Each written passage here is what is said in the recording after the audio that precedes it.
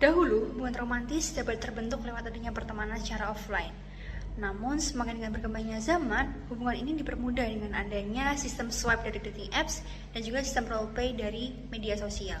Pertanyaannya, bagaimana sih dinamika hubungan romantis saat ini?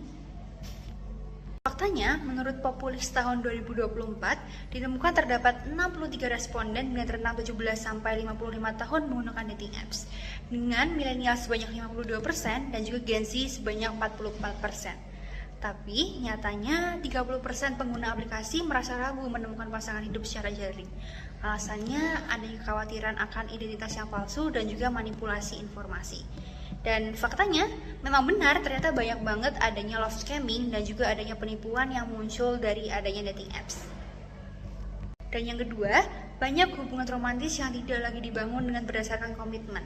Yang pertama ada casual sexual relationship and experiences, yang dimana ini merupakan hubungan yang dibangun berdasarkan gairah seksual. Dan juga yang kedua ada situationship yang merupakan biasa kita sebut HTS. Dan yang ketiga ada open relationship. Dan sebenarnya masih banyak banget jenis hubungan-hubungan yang lainnya gitu.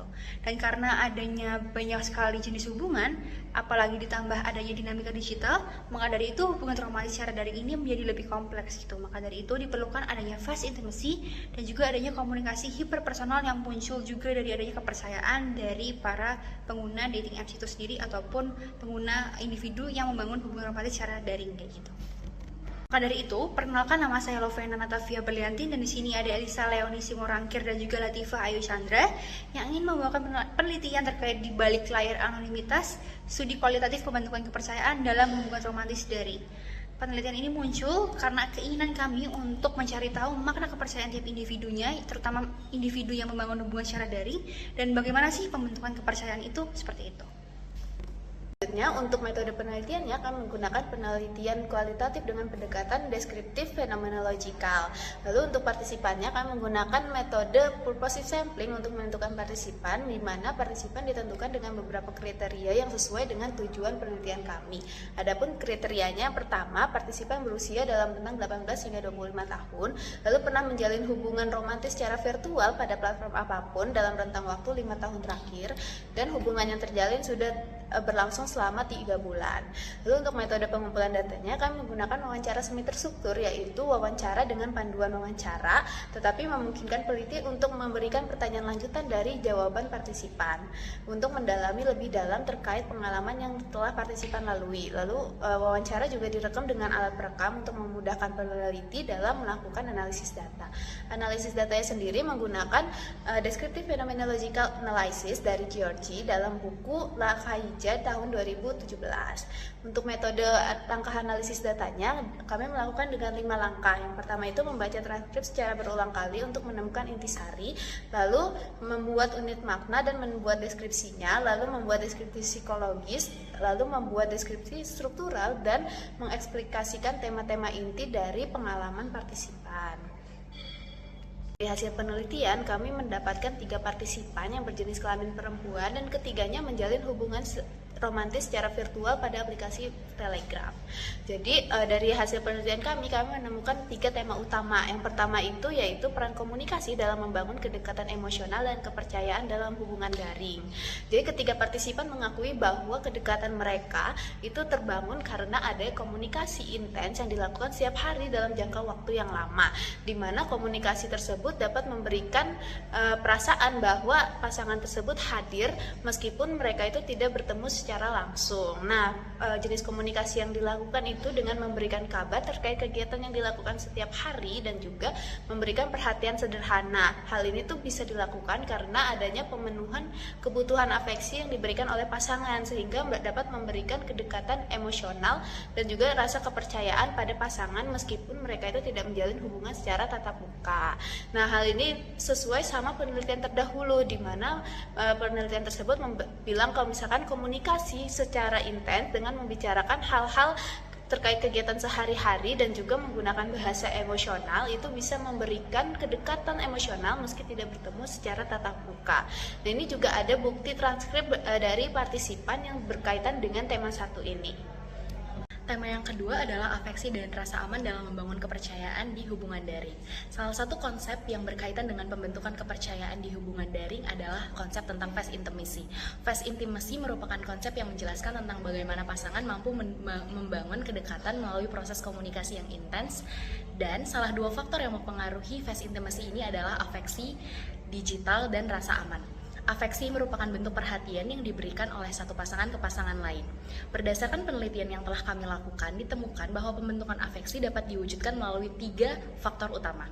Yang pertama itu pentingnya interaksi yang konsisten dalam membangun kedekatan emosional melalui komunikasi harian yang sifatnya intens dan hangat serta antusias.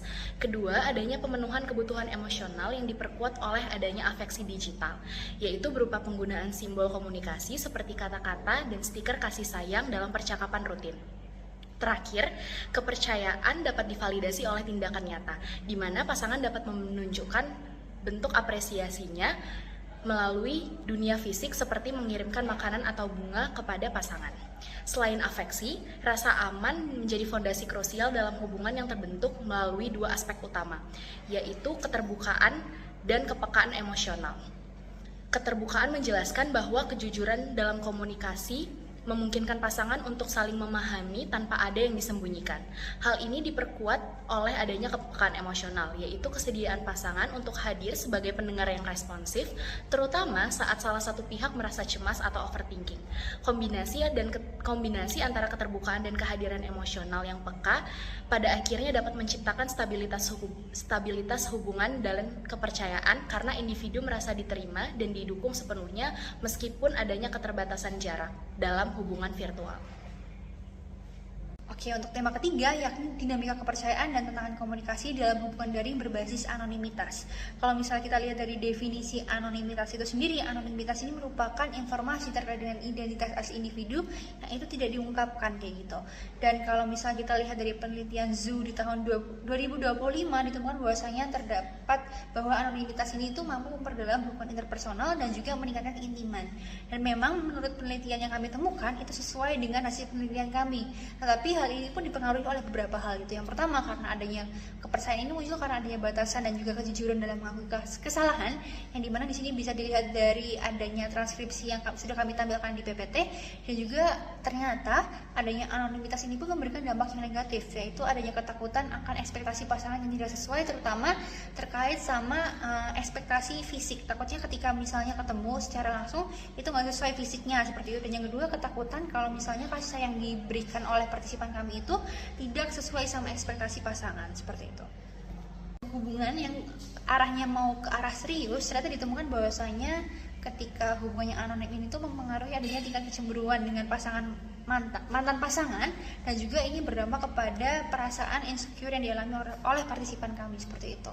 Dan ternyata untuk tantangan kekhawatiran lainnya pula ditemukan bahwasanya partisipan kami merasa khawatir ketika alat untuk berkomunikasi dengan pasangannya itu rusak gitu, sehingga itu membatasi komunikasi mereka. Berdasarkan hasil penelitian didapatkan beberapa poin kesimpulan. Yang pertama, kepercayaan dibangun melalui komunikasi intens dan pertukaran afeksi rutin dalam jangka waktu yang cukup lama. Yang kedua, rasa aman muncul dari kepekaan emosional pasangan, keterbukaan serta validasi melalui tindakan nyata.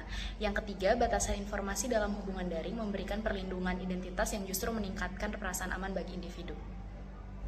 Sekian presentasi dari kami, kurang lebihnya mohon maaf. Wassalamualaikum warahmatullahi wabarakatuh.